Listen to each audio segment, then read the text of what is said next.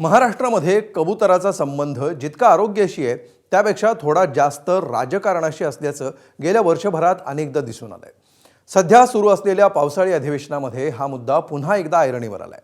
राम कदमांनी कबुतरांच्या मुद्द्यावर बोलताना आपल्या आईचं उदाहरण दिल्यामुळे हा विषय भावनिकही झाला। मात्र त्यानंतर रंगला आरोप प्रत्यारोपांचा सिलसिला। नेमकं काय घडलं याचा आढावा घेऊया या स्पेशल रिपोर्टमध्ये।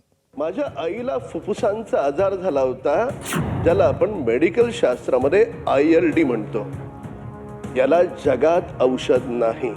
हर एक महीने के बाद कबूतर के ऊपर राजनीति चालू होती है। अब राजनीति के लिए आप अपने माँ का भी उपयोग कर रहे हैं, ठीक है, आपकी सोच है।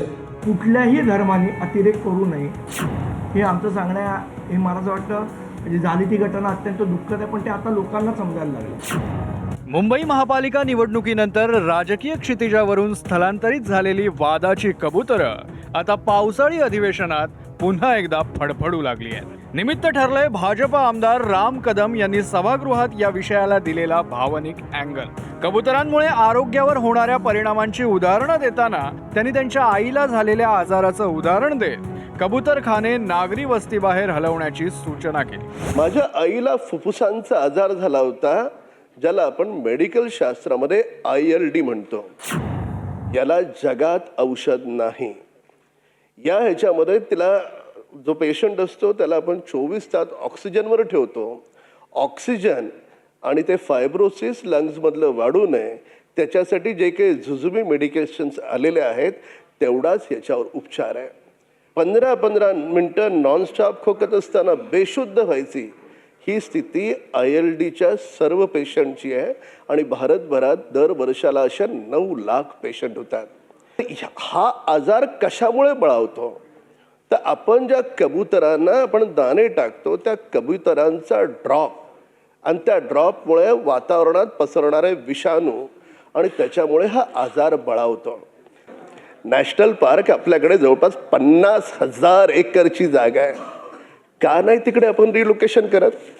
सभागृहात हा विषय मांडल्यानंतर सभागृहाबाहेर देखील त्यांनी हा मुद्दा सविस्तरपणे मांडला। कायद्याचा दाखला देत कबुतरांना जंगलात जागा देण्याची भूमिका राम कदम यांनी मांडली।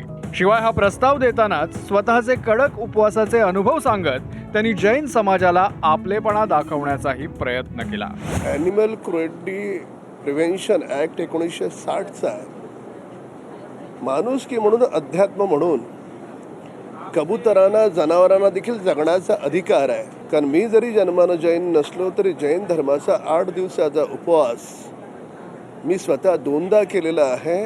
तर त्याच्यामुळे माझी सभागृहात मागणी होती, महाराष्ट्र सरकारनं अधिवेशन संपण्यापूर्वी वेगवेगळ्या तज्ज्ञांची समिती गठीत करावी। अध्यक्ष महोदयाने शासनाला वेगवेगळ्या तज्ज्ञांची समिती गठीत करण्याचे आदेश दिले आणि हे अधिवेशन संपण्यापूर्वी त्या संदर्भात सरकारकडून घोषणा करण्यात येईल। कबुतरांच्या वादामुळे महाराष्ट्रात प्रसिद्ध झालेल्या निलेशचंद्र मुनींनी राम कदमांना राजकारणासाठी आईचा उपयोग न करण्याचा सल्ला दिलाय। शिवाय मंगलप्रभात लोढांसोबत राम कदमांची अप्रत्यक्ष तुलना करत आपला आवाज कुणीच दाबू शकत नसल्याचा इशाराही दिलाय। एक हर 15 दिन, हर 6 महीने के बाद, हर एक महीने के बाद कबूतर के ऊपर राजनीति चालू होती है। अब राजनीति के लिए आप अपने माँ का भी उपयोग कर रहे हैं, ठीक है, आपकी सोच है। परंतु आपकी एक बात से, राम कदम जी के बात से मैं सहमत हूं। ये मैं एकमात्र संत हूं, इस कबूतरों के लिए लड़ रहा हूं और मरते दम तक लड़ते रहूंगा।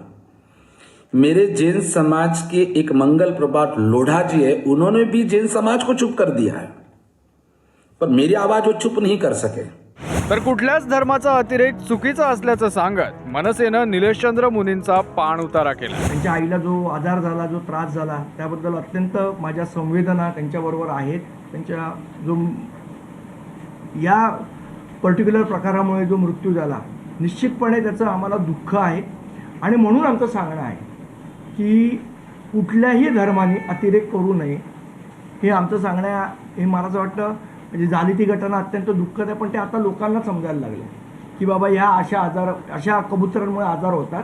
मला असं वाटतं जे मूर्ख लोक त्याला विरोध करत होते त्यांना निदान यातनं अक्कल यावी अशी अपेक्षा आहे. कबुतरांचा आरोग्यावर परिणाम झाल्याची अनेक उदाहरणं आहेत. वैद्यकीय क्षेत्रातले तज्ज्ञही कबुतरांपासून होणाऱ्या आजारांपासून काळजी घेण्याचं आवाहन करतात. कबूतर हे नक्कीच मनुष्याच्या आरोग्याला हानिकारक आहेत, कारण कबुतराकडून जे ड्रॉपलिंग्स येतात ते एअरब्रोन असतात आणि हे जे इन्फेक्शन एअरबोर्न इन्फेक्शन आहे याच्यामध्ये serious bacterial infection, serious fungal infection आणि जेणेकरून फुफ्फुसाचे आजार, नंतर काही वेळेस याच्यामध्ये फिको ओरल रूट म्हणजे तुमचे आतड्याचे आजार, टायफॉइड फीवर आणि ह्या सगळे आजारसुद्धा याच्यामध्ये होऊ शकतात.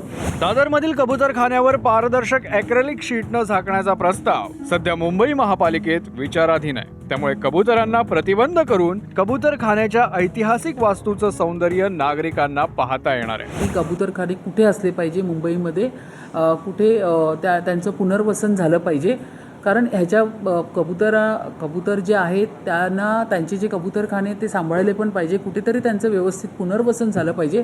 अशा पद्धतीचा एक निर्णय पॉझिटिव्ह काही धर्म समाज असतो तो त्यांना मानणारा असतो, त्यांची इच्छा असते की त्या ठिकाणी त्यांना दाना पाणी मिळायला पाहिजे, पण त्या ठिकाणी लोकांचं आरोग्य सांभाळून या सगळ्या गोष्टी हाताळल्या पाहिजे. आता कबूतरखान्यांच्या स्थलांतराबाबतच्या वादावरची ताडपत्री काढून कायमस्वरूपी आणि पारदर्शी निर्णय काय होतो याकडेच सर्वांचं लक्ष असेल. अमरावतीहून प्रणय निर्माणसह ब्युरो रिपोर्ट, ABP माझा, मुंबई.